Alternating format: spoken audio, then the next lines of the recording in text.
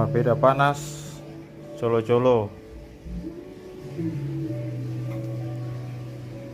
terong, buncis, papinyo, ikan goreng, ada selipin tempe, tidak lupa tanpa garam. Meja makan khas orang Ambon.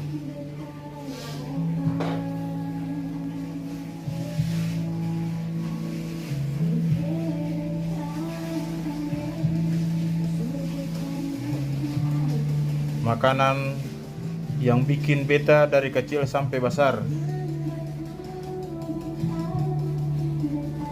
yang bikin beta kuat, yang bikin beta gamu, yang bikin beta sehat.